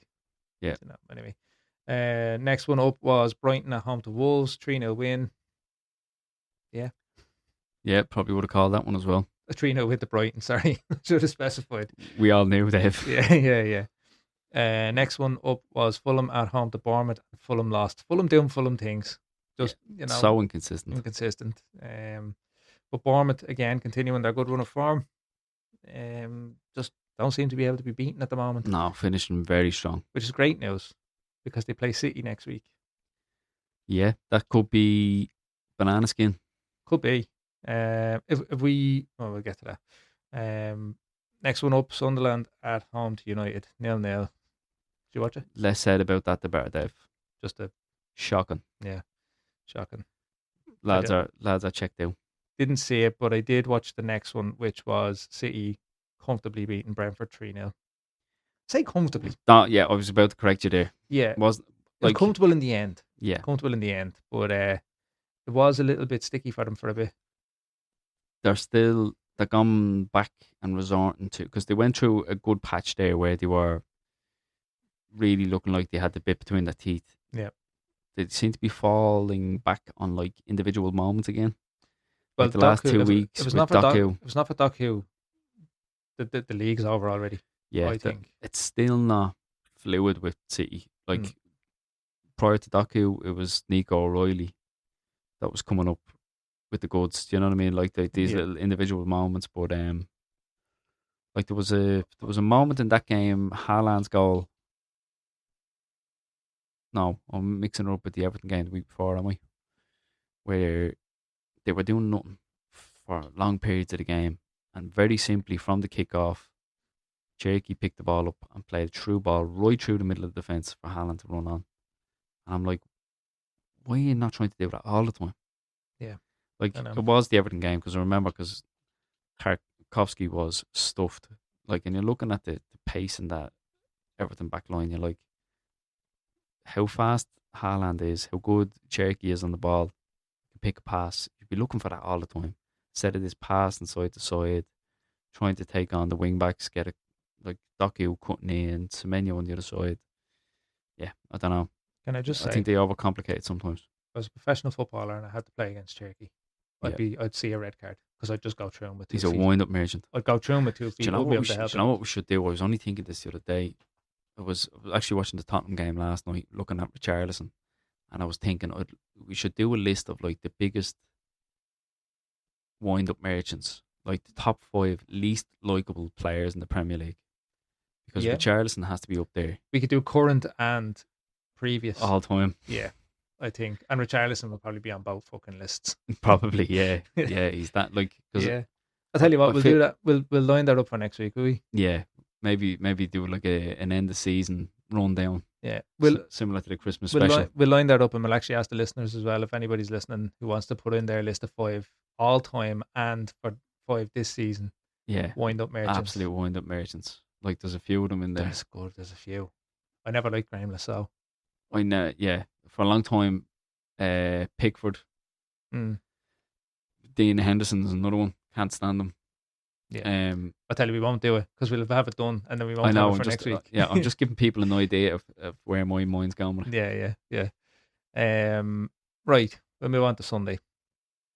And we had the first game there was Burnley at home to Villa. Desmond. That concerns me. Right, and I'll tell you why. We have to play Burnley next week. But I told you, they're still playing. This is what we were saying about Scott Parker. It's a strange one. They're still playing. Look, but a 2-2, a bad result for Villa, I think. I mean, they're still there in the Champions League spots. I think 6th could still be a Champions League spot, but only if they... No, I don't... Yeah, I'd say they're okay. It's probably, having played Forest a couple of days previous and then to come down after that, trying to get prepared for another game. I think that's probably what threw them off. I think European football, they don't have the squad depth. I think to be playing two games a week, and obviously they're prioritising the European side of it. Yeah, I'm just looking ahead. To the final day of the season. Yeah, Arsenal play Palace, and City play Villa. 2 teams who will have European finals like 3 nights later. Yeah, you'd have to think that. But they could also still be playing for something, Dave. That's the only thing. That is the only thing. Villa. Well, Palace won't. Villa went out with a whimper last year. They won't want to be doing it again. No. If there's a European place up for grabs, or it's anyway in jeopardy, same with Palace. Palace don't really have anything to play for now. They're safe from relegation now, as of this weekend. Officially, they were always. Can they not get European spot? They can. Well, no, sorry. They can finish on. Yeah, they could finish on 53 points, which would just, in theory, if everything went their way, which would require a lot, they could potentially get up to 8th. Yeah. So you don't. Yeah, with the coefficient and everything else, you wouldn't know. But then again, they may be betting on winning the whole lot in the conference. Well, if they win the conference, they're in next year's Europa. Yeah. So I'd be putting my eggs in that basket And if they have then a Palace. same could be said about Villa winning the Europa. Yeah, puts They'd them be in into next Champions year's League. Champions League. You know, So I think it's in those clubs' best interests to put their But eggs in that basket. me personally, I think the title's already won at that stage. I don't know. I think the title's already won at that stage. I Do you think think it's won now? I don't know if it's won no, now. I wouldn't say so. I think the next round of games is going to decide. I think regardless of what City do, if Arsenal win, I think Arsenal win it. Hope you're right. We'll get to those games now in a minute. Next game up was Forest and Newcastle 1-1. Yeah. Newcastle. That's another manager who could be Yeah, we never actually thought of Eddie Howe. could be getting looked at for probably the wrong reasons this season. So if he goes from Newcastle, he goes into either Palace or Bournemouth. I think. He was at Bournemouth before, wasn't He was. He's going to Palace then. he? Maybe that could be a glorious return. Imagine that. Eddie Howe. Now we spoke about it already. Bournemouth have somebody lined up, but imagine Eddie Howe going in there and managing Bournemouth in the Champions League. Be some story, wouldn't it? Who would Newcastle get to replace him? Because I think Iriola would fit in there. He probably would. And I think Iriola would be a good appointment because it would help you keep players. Yeah, I agree.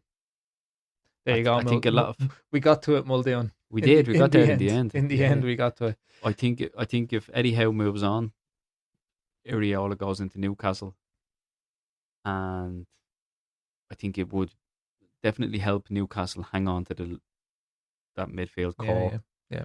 And I could see Eddie Howe at Palace. I think that would work. Yeah. Right, there you go. We got to it. Moving on, Gav. Well, Arsenal and West Ham. Yeah, interesting. This game, many reasons. This game nearly killed me. I'm not gonna lie. I'd say it nearly killed Arteta and most of the Arsenal fans when Ben White went off injured. Yeah, I don't know what I was looking at. I saw Zubamendi coming on, and I was like, "Oh, he doesn't play right back." That's probably Lewis Skelly going into right back. I think most people thought Lewis Skelly was going to get pushed back. Then Declan Rice goes into right back, and Arsenal completely give up the centre of the field. Yeah. I just couldn't understand it. We were on the ascendancy in the game. Looked like we were due a goal coming. Then that happened, and a few WhatsApp group chats there where I was a man in despair. I was like, "This is not happening. We're done. We're fucked. We're done. Season's over. We're going to lose the league. Blah blah blah."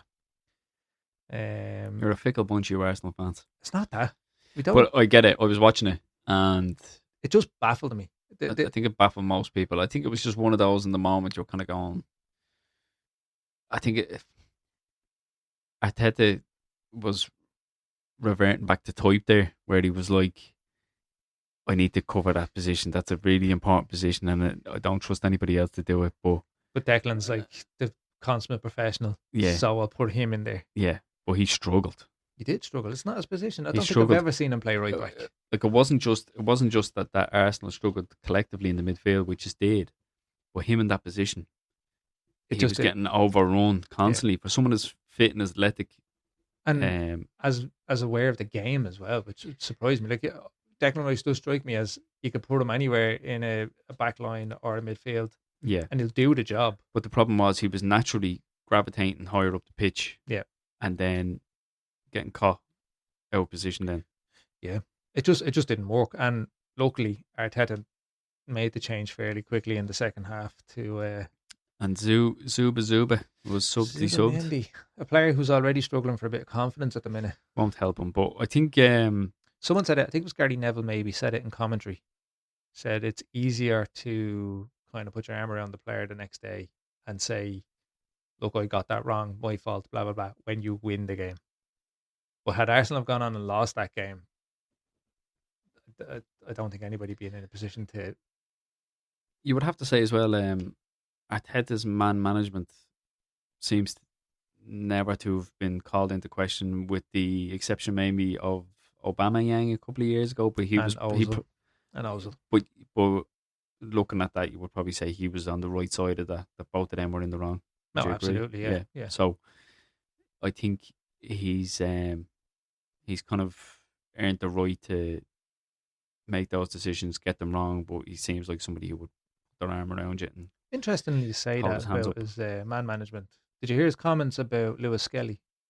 No, Not that not anything particularly harsh, but he said he was asked a question about Lewis Skelly and putting him in midfield, which, by the way, has been a little bit of a revelation in the last he's couple been of great at games. that. He's Yeah, really a boost of energy in there, something Arsenal fans have kind of been calling for was to give that a go.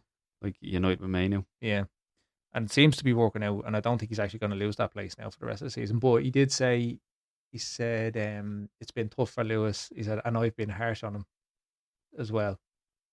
Never really elaborated what that meant. But He apparently has had him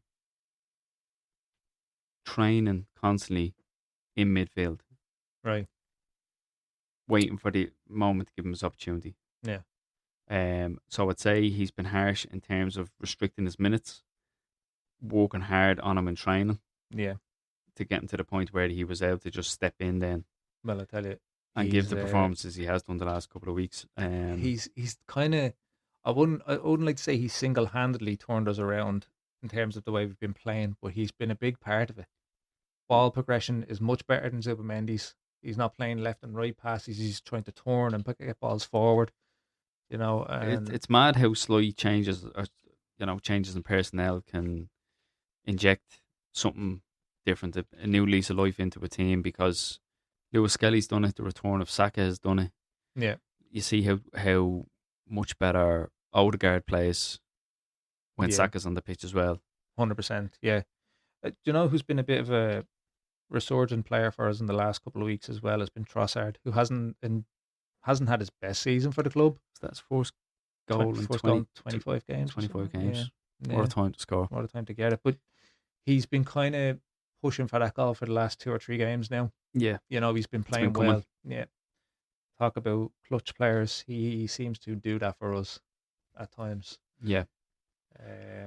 So it all seems to be coming good for Arsenal just at the right time. But we can't talk about that Arsenal game, I don't think, without talking about the last 10 minutes. Yeah. Where do you stand on it? It's a foul. Yeah. It's a foul. And I understand. No, the fuck, I don't understand, right? I'm going to say, fuck everybody, to be quite honest. See everybody saying, oh, but there's this foul and that foul. And Arsenal have been doing this all season. Really have a look at it. Arsenal have not been doing that all season. They haven't been like watching it live. I didn't see anything wrong with it. Watching back the replays, definite foul. I think it's one of those where you can reference other games, like somebody referenced when Saliba was doing it on by in there. Not by in there. Lemons, was it? Lemons. Yeah. Yeah, I think it was Lemons. Lemons. Yes. But you actually, if you watch that whole video, when the ball is actually being delivered in, yeah, the contact has stopped. Yeah. There's no pulling of the arm. There's no. You can argue all you want that they're putting pressure on the goalkeeper, and yes, that is happening. But that's not just an Arsenal problem. Yeah. In the league. Well, the VAR controversy carried on to the Spurs game. Did. And Leeds got a penalty initially. That was kind of the first one that came into question. It was Matthias Tell went to clear it. He was facing his own goal. Ball was high, and he went to do sort of an overhead kick. Ampadu running in, bravely put his head to it. Got there first. Got a kick in the head for his troubles. Mm. Where do you stand on that one? I think you give it. I thought it was a penalty. Yeah. I thought it was a penalty. Now, I remember years ago, United were playing the Champions League. A ball got played out wide with a bit of height on it for Nani. Mm. Nani had to kind of jump, put a high leg out to take it under control. Wasn't aware of anybody coming in behind them. I think it might have been against Porto, I want to say. the Porto player comes in from behind to attack the ball, gets a kick in the stomach. Yeah. Nani didn't even know he was there, and Nani got sent off. Yeah, it's So that gr- I'm saying like that was harsh. Now, obviously, Matthias Tell didn't get sent off, but it's one of those where it's subjective. Matthias Tell didn't go out of his way to kick Ampadu in the head, but it was dangerously high. So I don't know. that kind of orange. Do you know? Do you know Yeah, that orange? Like it's like yeah. mm. If you're Leeds, you're thinking it's a penalty all day. Here's the thing for something like that. Do you think there should be like a sin bin? Do you Oof, know, I like don't know. Does that add? Does that add to an already volatile refereeing situation? like that game yesterday had 13 extra minutes? Yeah. Okay. Yeah. Do you know what I mean? Yeah. And there wasn't. I don't think there was any justification for it. There was 2 VAR checks because James Madison nearly won a penalty towards the end, but that was the reverse actually of the Arsenal one where I, looking at it live, I thought it was a penalty. Hmm. But on the replay, it looked like he got a toe to the ball. Yeah, I think you're right. It would add more Good. minutes to a game, wouldn't it? Just on a side note, good to see James Madison back on the pitch. Yeah, do you know there was a nice touch actually there. The Frack, Yeah, Daniel Fark. sorry, Yeah. reached out to him before he went onto the pitch. Yeah. Shook his hand and all. Nice little touch. I Yeah, thought. they had the Norwich connection. I should say. I was going to say collection. Yeah. Sounds like a Norwich collection. Sounds like a sounds like a coin, like coins or something. Get your Norwich collection. I was thinking more of like a clothing Oh yeah. for the summer. Get your Norwich collection. Yeah. Everything's bright yellow and green. Very good. I suppose yeah, it was a then, nice touch though. Yeah, to go back to, I suppose, the Arsenal game is what we were talking about. Look, I don't know. I think anybody who suggests that the West Ham goal should have stood is being disingenuous a little bit. I think, in that you can't look at it and say it's not a foul. And I understand there's other fouls going on, but then they go due process, as they say. They look at the process of who's fouling who first, and that's how they do it. yeah, You know? yeah. I wouldn't say I disagree with you. That I was kind of on the fence watching that game because I'd rather Arsenal won the Premier League and I'd rather Tottenham get relegated. You see, this is it. And in any other situation, Like, do you know what was? Do you know what was perfect world scenario for me? It nearly happened in that Spurs draw and City lose. No, that we win. Yeah. And Spurs lose on Monday night Yeah, to Leeds. And then it's like, okay, we have damaged West Ham, but we haven't killed them. yeah. As it transpired, Tottenham drew, and it leaves the door open a little bit. Just the jar. I still think it's a big ask for West Ham because, Judging by West Ham's last 2 performances, but to be fair, they did put it to Arsenal. they put it to them so far as they worked hard, but they didn't. They don't look the same sort of goal threat that Tottenham do. No, Tottenham No, are lacking as well. I think they're not very creative in front of the goal either. But Tottenham have the tougher of the 2 fixtures. But Tottenham's work rate under the Zerbi Yeah, is starting to show. the Zerbi made a good point actually. He's talking about their own VAR controversy. Yeah, And he said, look, the Arsenal one, his take on it was the goal should stand. What his take on it, what he said about theirs is that maybe they felt the pressure of the previous game.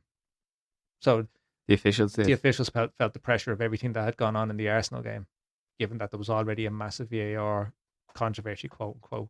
Do you know what I mean? This weekend. It was an interesting comment, and he probably has a point. He was comparing the West Ham disallowed goal to what in the Tottenham one? The penalty one, I think. The penalty one, yeah. so the Leeds penalty for the kick in the head. Yeah. I don't understand. I don't even think he's comparing the incidents. I just think he's talking about the pressure on the referees. being scrutinised because of what had gone on in the Arsenal game. He might be right. But looking at it, like it's one of those that had to be looked at diligently. There's an area of objectivity there, but I'm not offended by any of the outcomes. No. Like I think the outcomes are fair. I think there's more than enough ground for the West Ham goal to be called off. Yeah. Or to be disallowed, I should say. And I think Leeds should have had a penalty.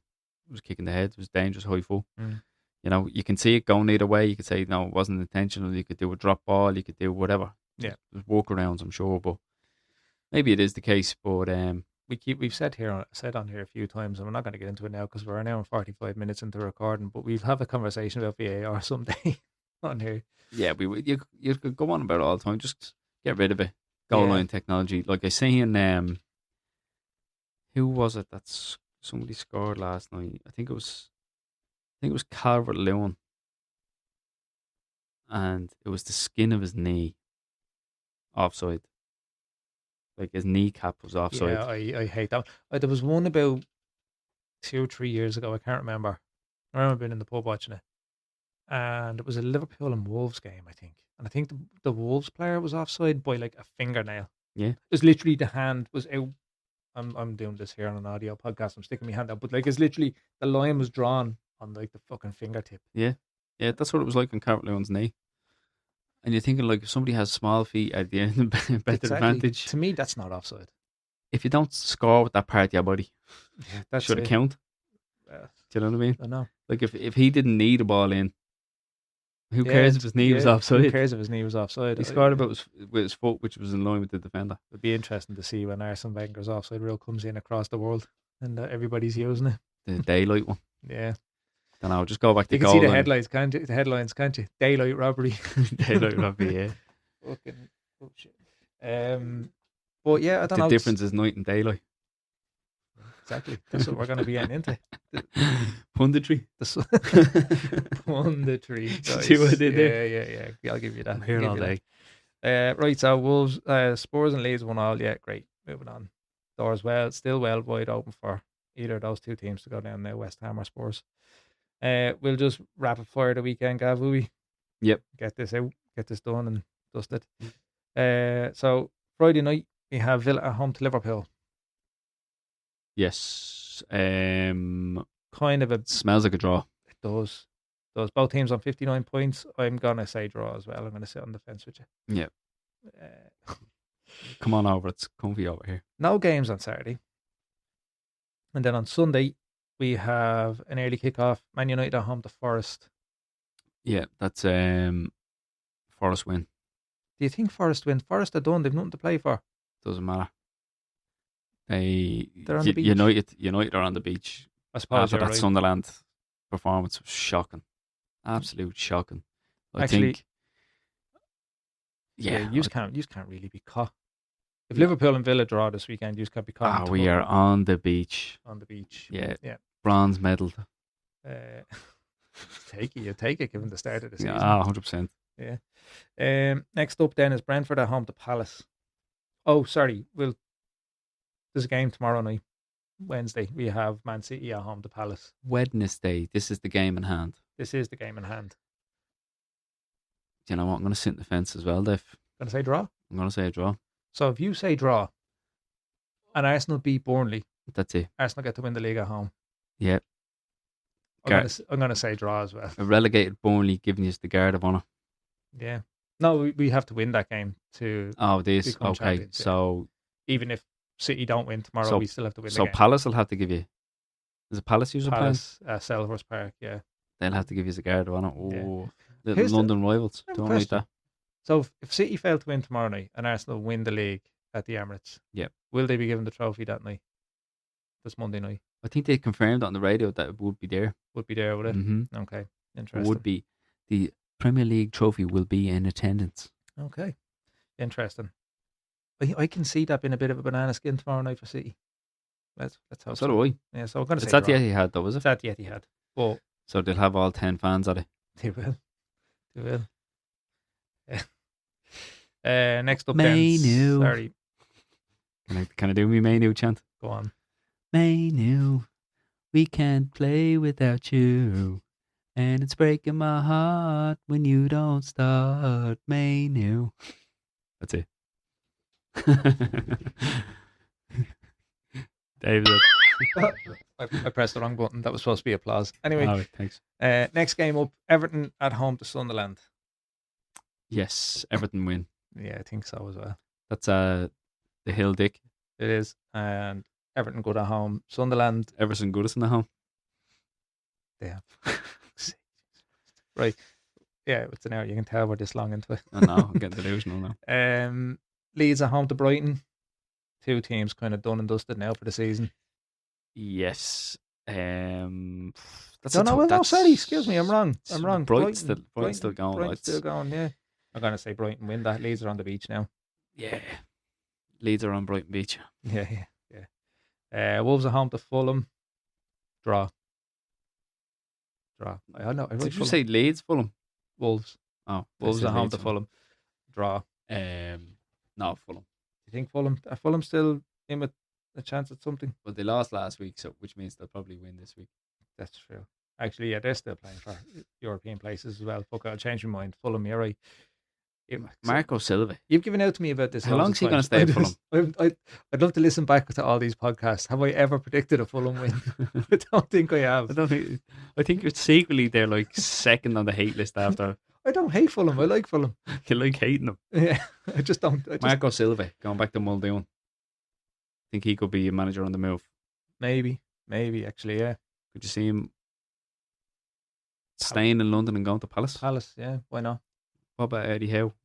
They should have a straightener. See whoever wins gets it. I'd say yeah. Marco Silva, take him. Do they have to have a fight? Just let them have a game of FIFA. Paddle. They're all mad for paddle. Yeah. Imagine that on ESPN 9. Yeah, that's good. ESPN 8, the Ocho. That's the new Wii game. Yeah. Wii paddle. How about Wii paddle? Is it Scottish? Annie McCoy's commentating, is it? Yeah. Unbelievable. Is that AC/DC? That is, you know. Oh, for fuck's sake. Right, moving on. This is a big one. Big one now. Have a Newcastle at home to West Ham. Oh, God. West Ham. Yeah, I'm going to say West Ham because I want them to win it. Yeah, just for Spurs to go down. Yeah, exactly. Then Monday Night Football. Did we say Spurs? No.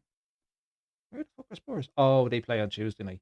Right. Tuesday. Monday Night Football. Arsenal at home to Burnley. And if all goes well, that could be us clinching the title. Well, I'm going to say we win it. We have to win at home to Burnley. Otherwise, what's the point? What's the point in anything? What's the point? Giving up the podcast and giving it all up. Yeah. Fucking forget about it. They're going to become a monk. Yeah. Anyway, we won't elaborate. We're going to say we win at home to Burnley. Yeah. Then we have Tuesday night, and we have Bournemouth at home to City. We tried to do rapid fire on this, and we're literally going 2 game weeks flat out. But it's still 1 game week. I know it is, but it feels like because teams are making up their games in hand. So Bournemouth at home to City. I'm going to say Bournemouth get a result and win it. Remain unbeaten. Yep.